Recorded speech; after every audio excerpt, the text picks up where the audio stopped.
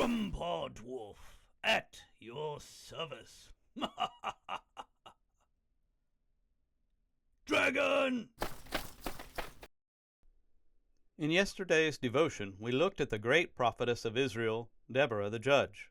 But she is not the only great woman mentioned in Judges chapter 4. Judges 4:21. Then Jael, Heber's wife, took a nail of the tent, and took an hammer in her hand, and went softly unto him, and smote the nail into his temples, and fastened it into the ground. For he was fast asleep and weary, so he died. This woman, Jael, is one of the most fascinating characters in the Bible.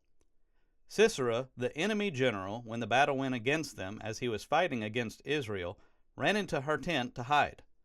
The people of her husband had some sort of peace treaty between themselves and between the enemy king for whom Sisera worked. In other words, this woman had a choice to make. Would she honor the treaty that was allowing Israel to be overrun, or would she utilize the opportunity that God had placed in her hands to free Israel?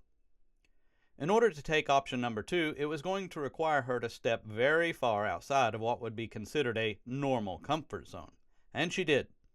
She took the tent spike and a hammer and drove the spike into his head all the way to the ground. Ouch! Do understand that God is not particularly interested in us finding a comfort zone and hanging out there for our entire lives.